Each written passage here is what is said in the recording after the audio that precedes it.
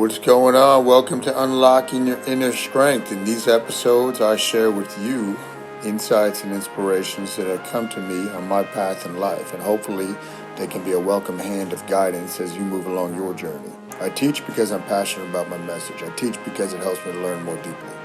Thanks for sharing a few minutes of your time with me for this week's episode, and without further ado, here is this week's show.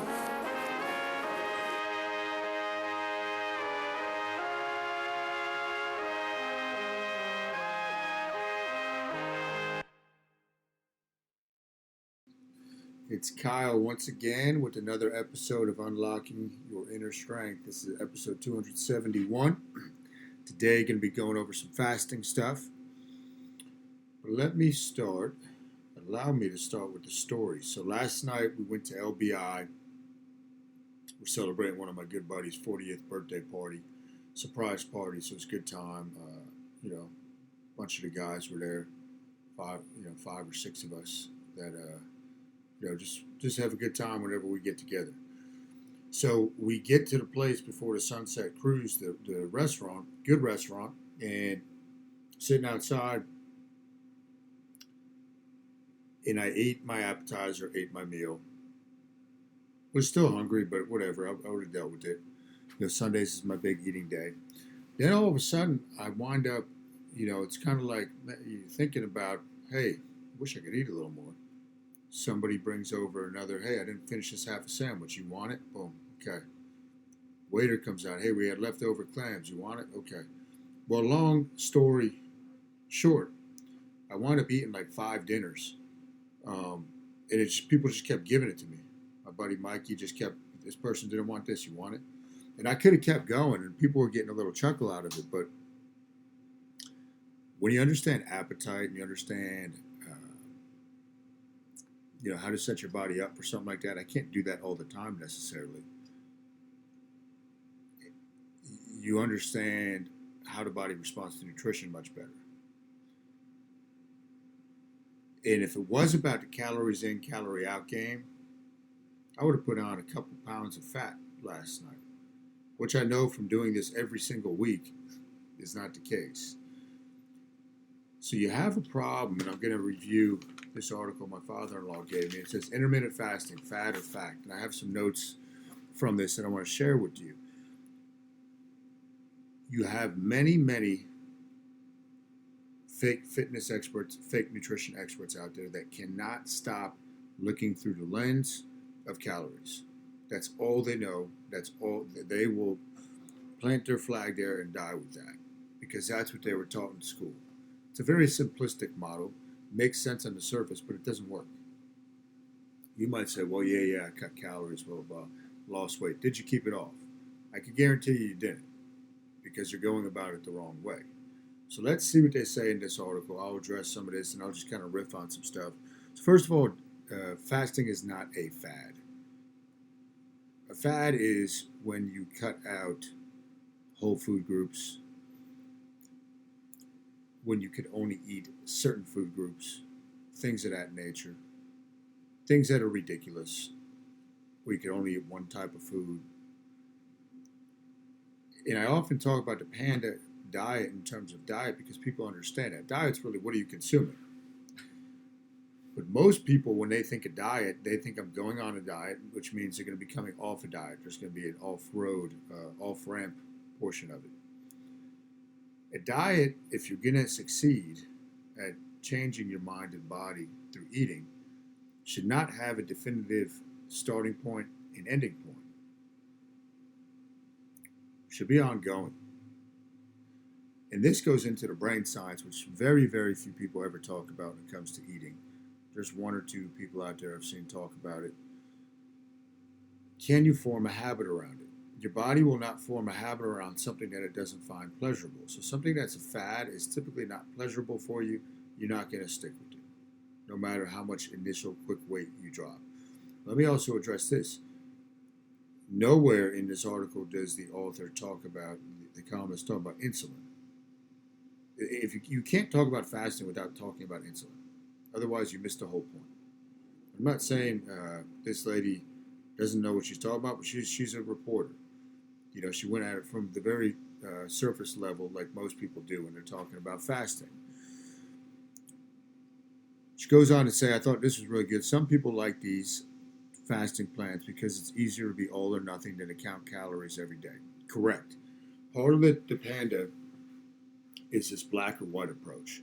You have to decide that I'm going to do this. If it's a fasting day, you decide ahead of time. There's no ifs, ands, or buts about it. I do my 48 still every week, going on over 2 years now. So it's last night, it goes to tomorrow night. I know today I'm not eating. I don't even entertain myself with the thought of maybe I will. It's no question. You got to decide. When you are trying to use portion control and such with diets, and you leave it open-ended, and you got to rely on willpower to eat within a certain range of calories, then you're going to fail, especially when you suppress calories. That's what happens. It says weight loss on these diets is similar to the to straight calorie counting over time. No, it is not. And again, I could tell you, if you look at very short term, you might be able to get similar weight, but I'm looking at long term. Now, I've had over 100 people that have gone through my program. We're intimate coaching, where we take them through longer fasting, and then I get to see what they do over the course of the next several months and year.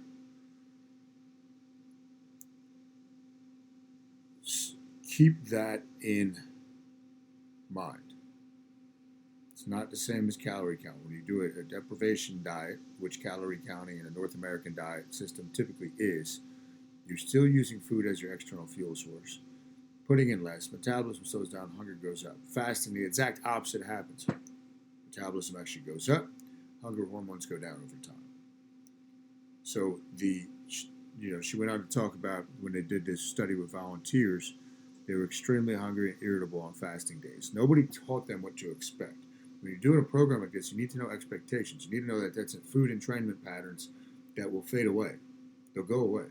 But when you've trained your body to expect food over the years, you'll get hunger signals then. A lot of things can signal hunger signals, but that's not a bad thing. It's not a bad thing when you know how to frame it in your head and you know what the goal is, what you're actually after. Then they go on to say, what about people with diabetes who need to keep blood glucose levels from going dangerously high or low? Experts generally discourage people with type 1 diabetes and type 2 diabetes who require insulin from following intermittent fasting plan. That is the exact opposite of what I would recommend. Especially if you type 1 is a little trickier. If you're a type 2 diabetic, if you follow a strict fasting plan, there is no reason you cannot completely reverse your diabetes and get off all medication. I repeat that. Type 2 diabetes, if you fast, a longer form fasting, you will heal your diabetes, which should be your goal. So I don't know what experts are not recommending it, but it's probably a lot of the experts. Look, just like you have fake fitness experts, fake nutrition experts, you have fake doctor experts. There's a lot of doctors out there that only teach, they only subscribe to what they were taught in school, even though it goes against maybe common sense or common knowledge, or maybe it's wisdom. But you can't ever take advice from somebody that hasn't done what they're lecturing you on if they have not tried it. So you always got to remember that. Now, I have a lot of real world examples from people that have gotten the book and people that have gone through my coaching program and myself. I'm very meticulous with noting how I feel, looking at strength numbers, all this stuff. And I don't really know anybody, maybe again 1 or 2 other people out there in the world that's stuck with a longer form fasting program for years on end. So you could say there's no studies, blah, blah, blah, all this type of stuff. But really distinguish when people go on a typical North American diet, the main thing they're trying to do is cut calories, or they're trying to do fasted cardio, okay? Or they're trying to keep carbs low. All in the scope of knowing, so somewhere these were rooted in some factual stuff that you need to keep insulin low to lose fat. You need to keep insulin low to lose fat. There's no other way about it. You cannot lose I did a video about this last week. You cannot lose fat when insulin's elevated. I don't care what type of deficit you're in. So the mistaken belief too, though, is things like carbs are the only thing that's going to raise insulin. Animal protein raises insulin much more in proportion than good carbs that grew from the ground. So keep that in mind. But you're going about it wrong. You can have your feast like I had last night, like I talked about at the beginning of this. And it's very liberating. When I eat, when it's my time to eat, it's a feast. Every day of the week that I eat is a joy. It's a pleasure. It's not dreading, oh, I don't like this chicken breast and dry broccoli and brown rice. That sounds very fun to eat. And I can make fun of that because I did that for years when I was bodybuilding. It was miserable. I'll leave you with this. There should be 3 joys of food. The joy leading up to the meal, joy during the meal, joy after the meal. It tells you you were in the right frame of mind, in the right part of your nervous system when you ate that meal. The 3 joys of food. And this is what they should be teaching people. But I contend, just like a lot of stuff, fasting, and I'm not talking about a 12-hour fast. That's not really fasting. Fasting, longer form, will probably never become mainstream because if more people adopted this and this was actually taught and talked about on the news like they talk about all this other junk all the time, people will be much, much healthier. If people are healthier, they have stronger minds, right? And they're critical thinkers. You can't just go along with what that you've been told, the food pyramid multiple times a day, cut calories, keep carbs. This keeps people in a like almost a zombified state when they eat like that. And you'll know what I'm talking about if you try longer form fasting for any period of time and then go back to trying to eat that way. You'll be like, oh my gosh, I feel terrible, right? And it's really pretty drastic once you experience that. Anyhow, that's what I got for you for fasting today. Good to see an article about it, but there's some stuff that's wrong in the article, but it's still good to see it out there. Any attention you can get is good attention. And don't forget to go to kylenewell.com/manual. You can get the updated free fasting manual. I got some mind map principles in there, and I'm going to be making a video about that pretty soon. That's part of your download. But anyhow, spread the word. Hit the thumbs up button. That's the price of admission. Just spread the word about the podcast. Share it with somebody. Appreciate you guys. You wrote for today's episode. I appreciate you and your time truly. I'm humbled and honored if you made it to the end of this episode. Don't forget, you can go to kylenewell.com for your free ebook written by yours truly on getting started with fasting, infused with 5 mind map principles never before seen.